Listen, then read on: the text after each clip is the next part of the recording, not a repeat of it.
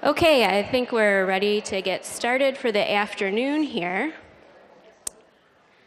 My name is Melissa Fox, and I'm happy to be here today to introduce my friend and colleague, Chris Byron. Chris retired 6 years ago from her position as the local history and special collections librarian for the Grand Rapids Public Library. She is an avid reader of Michigan history and has collected old Michigan travel and tourist memorabilia for over 30 years. She worked on the history of West Michigan Tourist Association for their 100th anniversary. Chris and her husband, Tom Wilson, are especially interested in the history of Michigan's tourism industry. Their collection of antique Michigan postcards and ephemera was the inspiration for the 5 books in their Vintage Views series. 3 of those books won Michigan Notable Book Awards, and 2 have won State History Awards. They also write a regular column for Michigan Blue Magazine called Vintage Views. Chris serves on both the boards of the Grand Rapids Historical Commission and the West Michigan Postcard Club. And she is a member of the selection committee for the Michigan Notable Books through the Library of Michigan. Let's welcome her.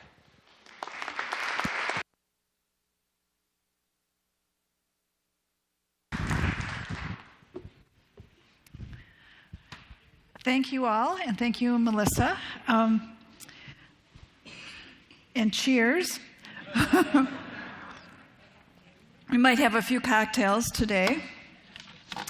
So I got interested in the evening entertainment in Grand Rapids from a program I had done for the Grand Rapids Historical Society last year, actually, 2018. And I had looked at the conventions that came here and what people did for fun, what were the attractions, where should they stay, where should they eat. And then I kept running across all these things that, you would do at night. And I thought, I had too much stuff already, so I'm going to do a separate program someday just on looking at evening entertainment, kind of in the mid-century of the 20th century. And I'm happy that History Detectives allows me to do this because it's something I've been very interested in. And, we've all heard, Grand Rapids rolls up its sidewalks at night and there's nothing, going on. And I was really surprised to find out how much stuff was going on. There were cocktail lounges, there was dining and dancing, there were nightclubs, and then of course, there was movies and, other, things like roller skating and bowling.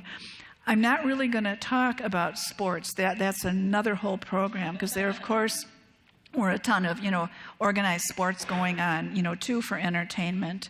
And I'm not really going to talk about, like, the history of, the rock bands that were, from Grand Rapids or played here. I'm just going to kind of mention a few. So that's kind of, just a little bit of background of what I am going to talk about. These hot spots in a cool city. So we're going to look at evening entertainment in the mid-20th century. So you might have started your night out on the town by going out to eat. And I want to comment that I had fun with these introductory slides. I found, for the most part, matchbook art. And I thought, that's really appropriate. If you went out to eat or to cocktail lunch, you might have picked up a pack of matches, that advertised real Italian spaghetti or something. So one of the, kind of more upscale places you might have gone would be to, the Pantlands dining facilities or some of the other, hotels, in town here too. I'm going to mention the Row in a little bit later, but these photos are both from 1941. And what I tried to do in this presentation is date the photos for the most part and try to find advertisements that kind of explained what was going on about that same time period. So in 1941, there were 3 restaurants, in the Pantland. There was the pub, the Continental Room, and then the cafeteria. And the Pantland Continental Room was the swank rendezvous with elegant entrees. And they usually had a musical program in the evening. Now, if you had a hankering for some chop suey, you might have gone to the Tea Garden Cafe on South Division, and they were around for a long time. Really, I love this linen postcard. It looks like that would have been really a cool place to go to eat. And then, of course, there was Chinooks. This was at 119 Pearl. And they were famous for their Michigan room. And they had been around since 1896. They advertised that they were the talk of the town. And we have a menu here upstairs from the archives from Chinooks, from their Michigan room specialties. And you might have wanted to have calf's liver with bacon or onions for $1.15, or maybe milk-fed veal chops for $1. Or maybe, a half spring chicken for if you wanted to fork over a whole $1.45. The beers that they featured there, they had kind of what you might expect, Bud, Pabst, Schlitz, Stroh's, and then, of course, Fox Deluxe. And they had that both in bottle and on tap. Now, if you were hungry for German, I think a lot of people are going to recognize the old Schnitzelbank. It hasn't been gone that long. I remember going there. I vividly remember their lentil soup with not such good memories. And then Safey's. Safey's was in the 600 block of South Division. And here is a ad from 1959, and they did have cocktails, but I put them with restaurants because they were really not so much a cocktail lounge as a restaurant, though they did have some evening entertainment. This photo shows Delonia and Minnesota, and they could play show tunes, pop tunes, or concert music. And I imagine they kind of strolled through, the dining area, entertaining the diners there. And then there was Ducks on Michigan Street. Here's a view from 1961. Not the most attractive building, but they were really well known for their seafood. They had, a big selection. And they advertised themselves as a cocktail lounge too, but I put them with restaurants because as far as I could find, they didn't have any evening entertainment. And then there was Windschuler's. That was in the 200 block of Monroe. And I think this view is actually probably a little bit earlier than 1965. And then at 420 Stocking, originally was the Rocket Bar and Restaurant that was owned by the Duba family, but then in the early 70s it became Duba's, and a restaurant and cocktail lounge. And they advertised their distinctive dining with a delightful difference. Now, you might have started your night out on the town by going out for a drink. So we'll look at just a few bars and taverns. And of course, you got to go to the Cottage Bar. Here's a photo from about 1940. And they, besides drinks, really, even back then were known for their food. But what they advertised more than their cottage burger, which is the big attraction now, was their fried chicken and spare ribs. You might have gone to the Silver Cloud. Here's a view from 1943. And you can see this is, of course, during the war, and they're honoring some local people in the military that are serving in the war. And they had dancing there, too. And that was a very cool place. Here is the Bomber Bar, interior view from 1944. That was also in the 200 block of Monroe. A real cool, streamlined, modern interior. And then, of course, Fox Deluxe Brewing Company. Excuse me. I have to have a sip of my cocktail. And the Fox Deluxe had their own tavern, too. And so, all of these, current brew pubs, this is nothing new. This was going on. Fox Deluxe, did this long before. This view is from 1949. And it's interesting, their room is called the Hunt Room, which we'll also see at the Row Hotel. So now we're going to visit a few cocktail lounges. And isn't that cool matchbook art? So the Hunt Room was in the Row Hotel. This view is from 1937 of the bar, and with an English hunting scene with the dogs, chasing it. And the bartender there is holding up their famous Row Swizzle. And the poster says, it's cool, it's spirited, it's a secret, but what a drink. they told you what the ingredients were, but it wasn't not the formula. But it included lime juice, Caracoca rum, and cherry cordial. The menu, this drink list is also, upstairs from the archives. They had 2.5 pages of drinks, and they had a section called the Row Knockouts. They offered the Mechanical Man, the Sourpuss, the Anti-Sourpuss, and the only difference, the Anti-Sourpuss didn't have brandy. They had a non-alcoholic drink called the Reverend Pace. Now, I don't know if that was named after a minister named Pace, or if that was this is how you pace yourself with the non-alcoholic drinks, before you have another one of their drinks, a zombie. The Hunt Room also had fine dining, and here's a couple views from 1948, with the elegant, wait staff, and they had dining and dancing, and they brought in a lot of musical entertainment. And when it changed over to the Hotel Menger, they kept up that tradition. And here's an ad from 1961 featuring Bill Grassick and the Continental Four. The Horseshoe Bar was another bar that was located within a hotel, and that was at 333 Granville. And that was really a hot spot for African American entertainment. It was owned by Frank Lamar, who was a local African American.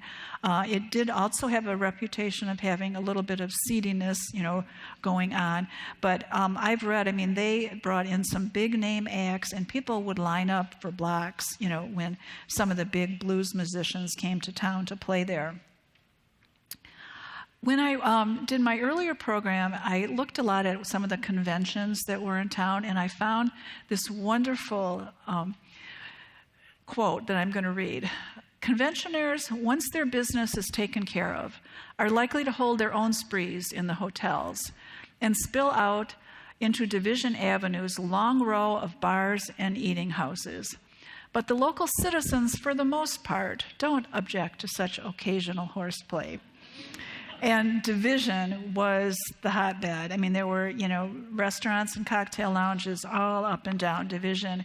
And this view shows an early view of the Avenue Terrace from 1936 that was still going strong in 1958, with dancing every night to the finest bands. At 61 South Division was Cocktail Arbor. This is a view from 1954. And that was a business that changed hands a number of times over the years.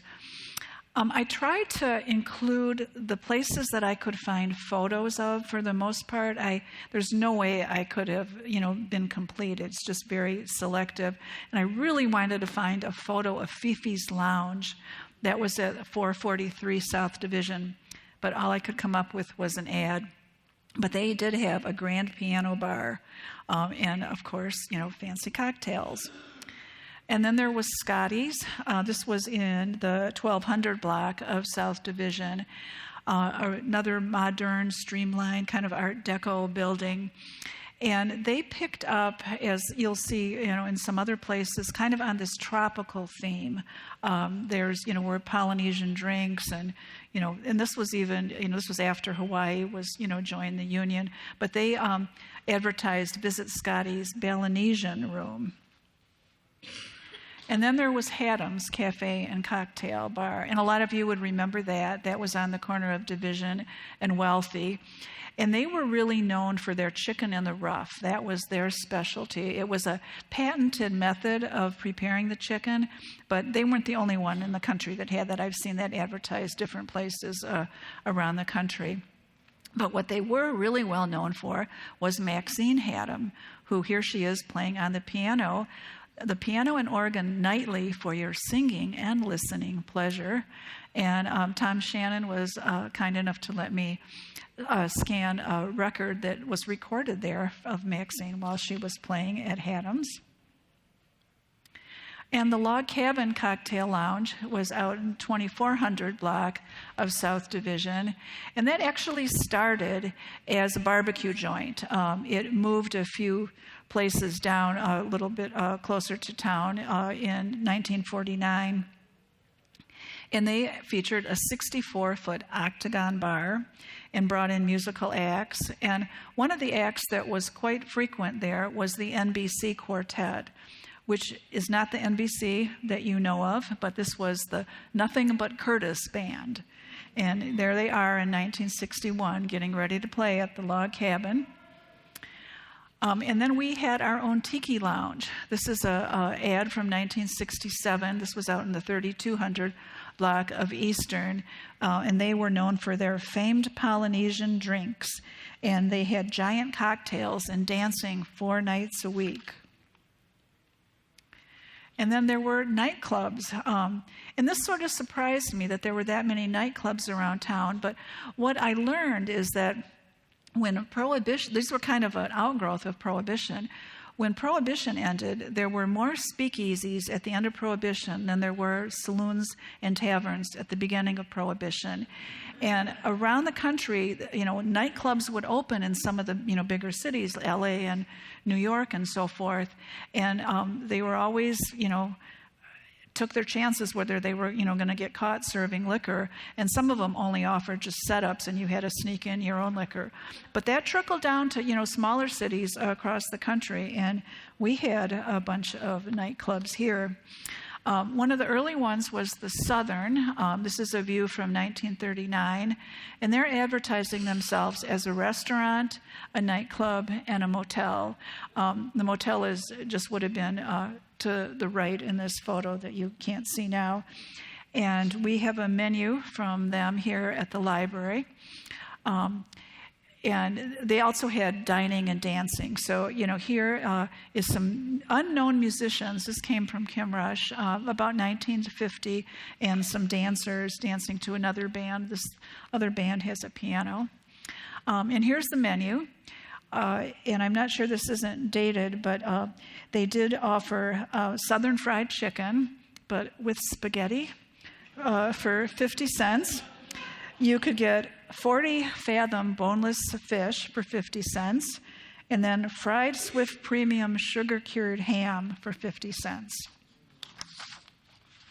They also had barbecue sandwiches, which you would expect at a barbecue, with ham, pork, and beef, but also fish.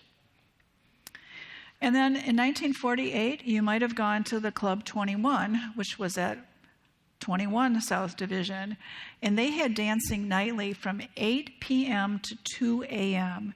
So I imagine that was a rowdy crowd if you got there after midnight. And here's a great interior of the Chesame from 1949. Another really, streamlined, modern facility. This was originally called the Villa, and I just want to mention that was next door to the Villa Motor Court, which was the only place listed in the Green Book from Grand Rapids. I think if you've seen the movie, The Green Book, it was places where African Americans could stay, and that's the only one that was listed starting in 1956. And the Chesame advertised that they were Grand Rapids' only real nightclub. And they had continuous floor shows with name acts. And then there was the Club Seville. This was on Madison, just south of Hall, approximately where the parking lot to the Madison Square Library is. And they brought in musical acts. Most of the ads that I saw advertised that there was no cover charge. But this particular weekend, there was a 15-cent cover charge because the Swingette Review was there, and they must have required a pretty penny to play there. And we have a menu from the Club Seville upstairs, and they had, again, over 2 pages of drinks, cocktails, fizzes, mixed drinks, fancy drinks, gin, rye, bourbon, scotch, Sunday special cocktails, and oysters in season. In the late 40s, this became the New Seville. And then there was the Cotton Ball Casino. That was out on Plainfield, about 3 miles north of downtown. And it was another venue for dining and dancing. This band is not identified. If anybody recognizes it, I would love to know. And the Oasis Club. The Oasis Club was at Lion at Ottawa. And it looks like it's kind of a small place. It's right in the middle there, but it must have, gone on into the back because the interior photos look like it's quite a large place. And they had dancing nightly, and they would bring in big acts again. Okay, what is this doing? I have Melissa. It's not going to the next slide. This box came up, and I don't know, but it's not going to the next slide.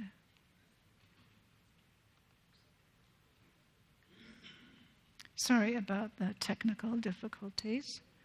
Yay, thank you. Okay.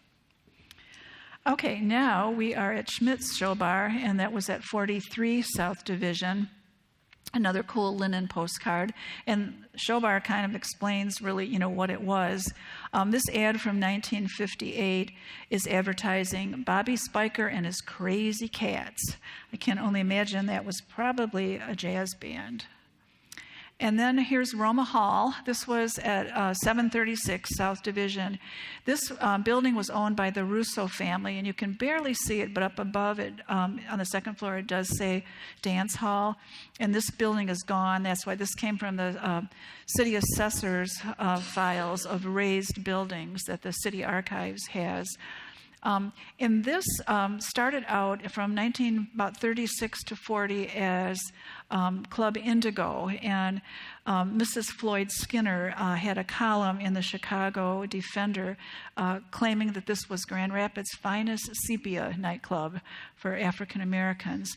And Roma Hall really surprised me. What big names they brought in. They had T-Bone Walker, Muddy Waters, B.B. King, all of these bands. And here is Little Wolf and the Gully Jumpers. This was a local band, probably playing about 1970, and an audience of female listeners. And then we had our own version of the Playboy Club here in Grand Rapids. This is the Kitten Club at the Morton House.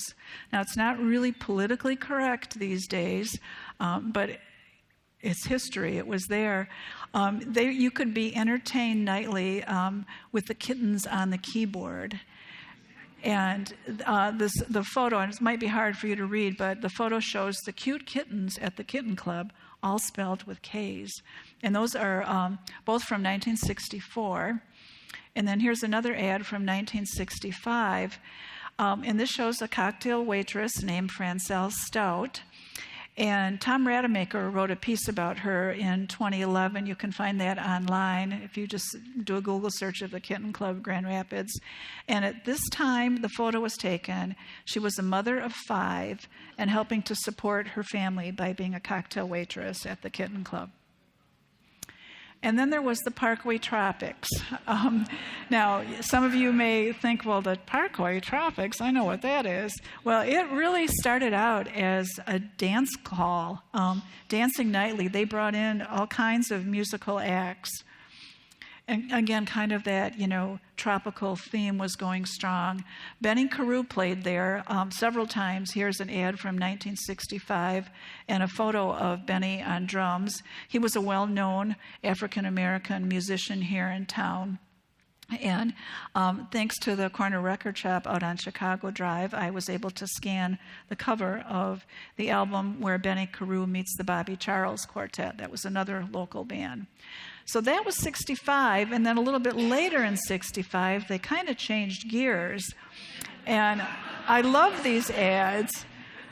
You've heard about and read about discotheque dancing. Now you can see it in person at the Parkway Tropics, featuring the Go-Go Girls in the Tropics Bamboo Cage. And they continued to bring in musical acts. I guess, the Go-Go Girls would dance to those acts instead of, the patrons, I'm not sure. The Stardust Lounge was another one of those cocktail lounges, but I'm putting it with nightclubs because it really was more of a nightclub. They brought in, stuff all during the week. Monday nights, they had ballroom dancing.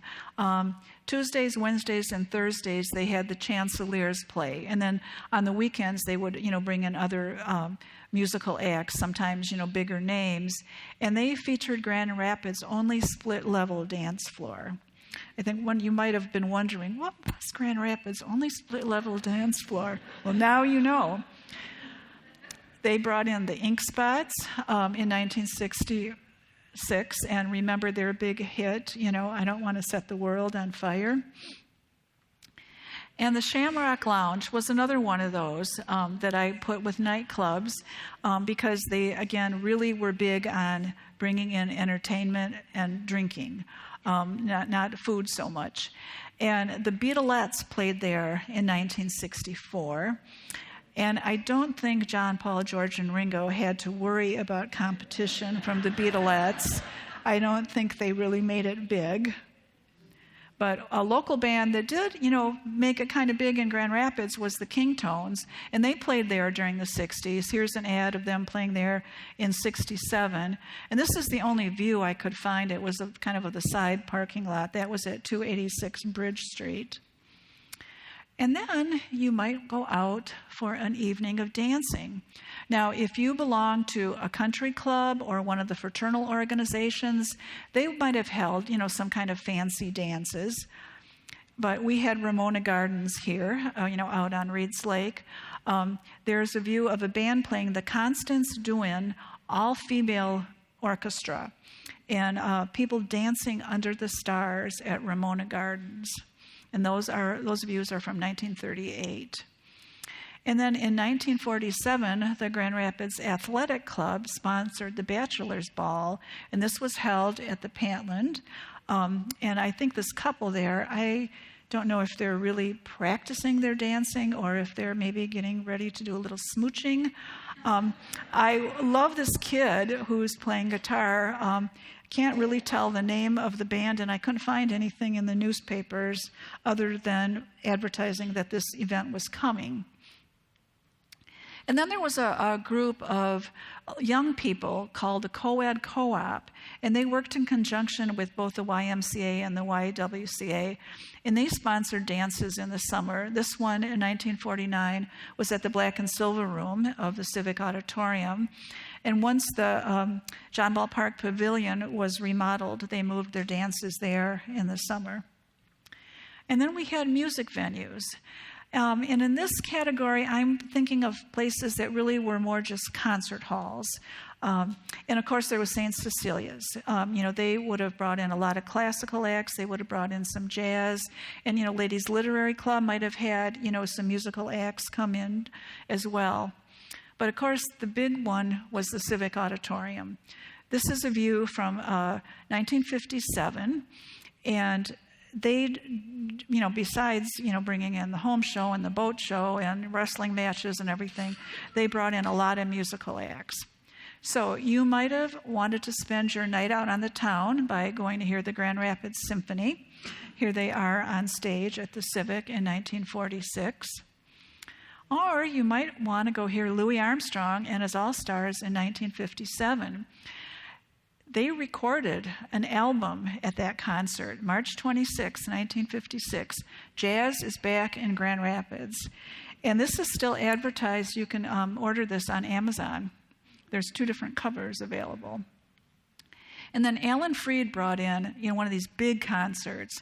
This was 1958, and look at the names. Look at these guys they brought in. Jerry Lee Lewis, Buddy Holly, Chuck Berry, Frankie Lyman, Danny and the Juniors, the Chantels, Screamin' Jay Hawkins. I mean, this would have been like a great concert to hear. Now, if your tastes maybe were a little bit more subdued and you didn't like Screamin' Jay Hawkins, you might have wanted to go hear Guy Lombardo and Frank Waring with their big band orchestras playing at the Civic in 1960. In 1960, we also had Mahalia Jackson come and play, the world's greatest gospel singer. In 1963, both Ray Charles and Johnny Mathis played at the Civic. And look at these ticket prices. You could hear Mahalia for $1.55, and the highest price to hear Ray Charles was $3.75.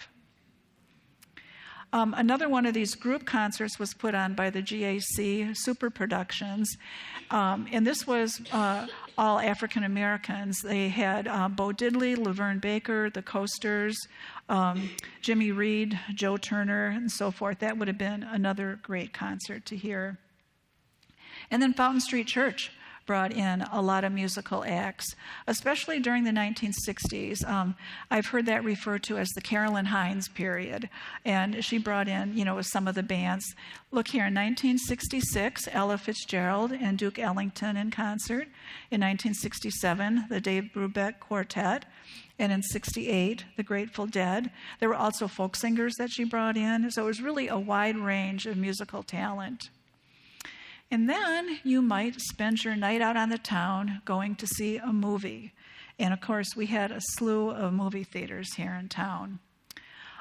Here's a view of the Madison Theater. That was a neighborhood theater, and from 1940. And what I did in this section, I put the date of the photo, and then I tried to pair it with a movie that was big that year that might have played there.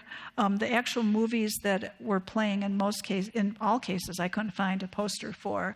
But in 1940, of course, John Steinbeck's Grapes of Wrath with Henry Fonda might have been playing there in 1940. The Majestic in 1946 might have played It's a Wonderful Life with Jimmy Stewart and Donna Reed. And here's another one from 1946. There were quite a few photos of the theaters that were taken in 1946, and that's because the RKO theaters came and photographed, some of the theaters, not all of them. But at that time, they owned the Regent and the Keith Theater. But this is the Center Theater down in Lower Monroe, and they might have had Myrna Loy's The Best Years of Our Lives. The Our Theater at 737 West Leonard might have played MGM's Technicolor Ziegfeld Follies. The Easttown Theater on Lake Drive there might have played Notorious with Cary Grant and Ingrid Bergman. Or the Four Star, it's kind of its sister theater. You can see the same year, 1946, might have had Blue Dahlia playing with Alan Ladd and Veronica Lake. Here's a view of the Wealthy Theater in 1947, and maybe they had Out of the Past with Robert Mitchum and Jane Greer. The Keith Theater, also in 1947, might have had The Good News showing with June Allison and Peter Lawford. The Regent Theater in 1948 might have showed Mr. Blandings Builds His Dream House. And the Savoy Theater in 1950 might have played Humphrey Bogart's In a Lonely Place. Now, besides movie theaters, we also had live theater. And big acts would have come in sometimes. So here in 1958, we had Little Abner playing at the Regent Theater with a cast from Broadway, a New York cast from Broadway, or Finian's Rainbow, a musical satire, playing at St. Cecilia's. We, of course, had Civic Theatre, which is still one of the largest community theaters in the country. And in the early days, they actually started in 1925. They would move around wherever they could get space to do their productions. Strange Bedfellows was at St. Cecilia's in 1949. And then in the 60s, they moved to the old Our Theater on West Leonard. And this ad from 67 is advertising A Raisin in the Sun. And then we had Circle in the Park. And in the mid-60s, they would have had their productions at the John Ball Park Pavilion, and those continued for many years. You might have spent the night bowling. We had some fun bowling alleys. This is the Regent Bowling Center, 1946, and this was on the third floor above the Regent Theater. And my husband's dad bowled there, and this was before they had totally mechanized pin setters, so they would have to have, kids set the pins. And Northfield Lanes in 1947, another one of those streamlined buildings that was out on Plainfield. and Fanatorium. I think we all remember the Fanatorium. And here's an interior shot. And the Fanatorium was the home of Marion Ladewig, I don't know how many time women's bowling champion. And you could watch her bowl Monday, Wednesday, or Friday nights. You might have gone roller skating for your night out on the town. Roller skating really was a big fad. It started like even in the 20s and continued, but it got real big in the 40s and 50s especially. And here is a view of the Coliseum. And I have to read this ad to you because it's so much fun. The spotlight sport. Join the happy throngs at our roller rink. Learn how time flies as you glide over this rink's matchless floor.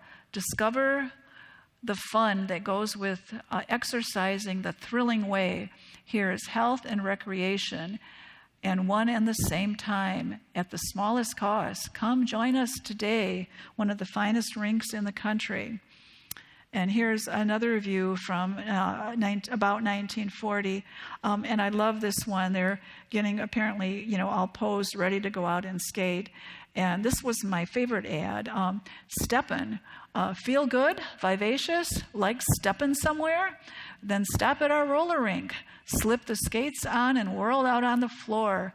Fun, it's streamlined, sport of all ages. Rolling here, make a date. And you can see the organ player up on his little platform, the finest electric Hammond organ with chimes, and that was at the Coliseum. Ramona Gardens, here's a view from 1945. This was the same place that used to be the dance pavilion. In about 1941, it was converted to a roller rink. And then we had Ottawa Gardens in the 300 block of Ottawa for roller skating. So I hope you had a fun time tonight, on our tour of the city. Cheers. And I do want to thank the Grand Rapids Historical Commission for sponsoring me.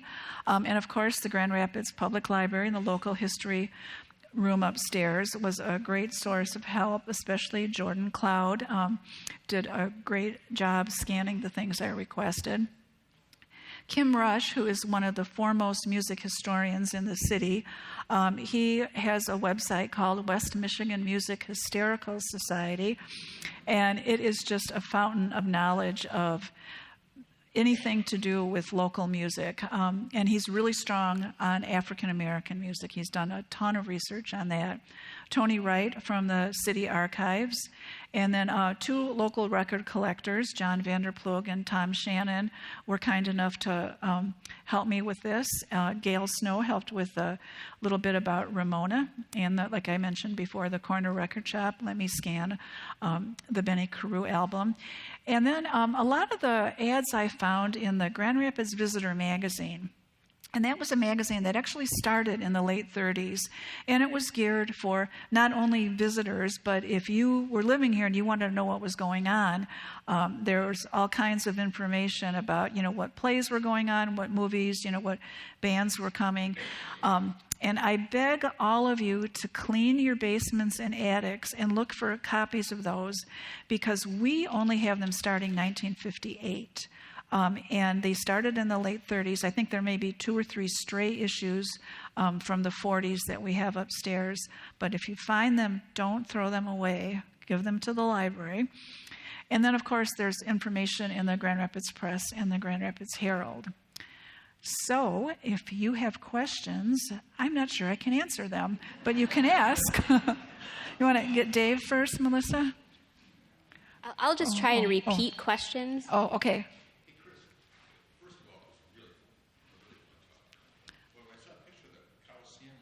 Uh-huh. Made me think of the place that used to be the place that was on Plymouth Road. Right. Was that it? No, the place was the old Ramona Theater roller rink that when Ramona was torn down, that was moved to Plymouth. And that became the place. Yeah, so the Coliseum building is still there. That's where the United Foundation is. United Way is there. on Commerce. I think it's 106 Commerce. How about here? In your research, did you find anything about after-hours gambling facilities in Grand Rapids? So questions about after-hours gambling facilities in Grand Rapids? No, because that would not be covered necessarily in the press. Though Kim Rush, who I mentioned, has done a lot of research. He has done almost 100 interviews with local musicians, mostly African Americans, and he has gathered some information about after-hours activities going on that did go on in the city. Was there a point in time that the Regent Theatre was doing live theater and movies? I think so. From the ads, they must have, yeah. So the Regent Theatre was doing live theater and movies simultaneously for a while. When did Italian restaurants make their debut in Grand Rapids? I didn't see one. When did Italian restaurants make their debut in Grand Rapids? I don't know the answer to that.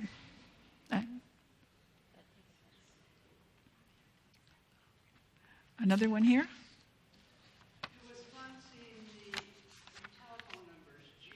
Yes, yeah. Mm-hmm. Right. Just a comment there about the phone numbers. Go ahead. You did mention the Grand Rapids Brewing that was started in 1893 in Grand Rapids. Grand Rapids Brewing. Right, and that's because I really tried to focus on the mid-20th century from, approximately 1940 to 1970. So I didn't really go into a lot of that really early stuff. Yes, ma'am? When did the Grand Rapids Herald stop production? 1959? 58, 59. It was after a strike, so it only went back to press a short while after the strike. I had heard that there was a roller rink on the 8th floor of a building downtown. There was a roller rink on the 8th floor of a building downtown. Across from the LaGrave Fire Department. I did not find out any reference to that. It's a mystery. The Shangri-La. Nope. And roller rinks were not a thing listed as a category in the city directories. I was kind of surprised at that. Any other questions? Okay. One more, Sheila? One more. A lot of people probably know this, but Maxine, who played at Hattem, also was the lady that played the piano at Hudson's. And she actually, I had an aunt that was a shopaholic, and she requested Misty so often and shopped so often that every time she walked in, she didn't have to ask. After a while, Maxine just broke into the That was a comment from Sheila Shotwell that her aunt, who was kind of a shopaholic, would stop in at Hudson's, and Maxine Hattem did play there, and she went there so often that once Maxine saw her aunt coming, she would automatically play the regularly requested tune. All right, Okay. well, thank you. Thank you so much, Chris.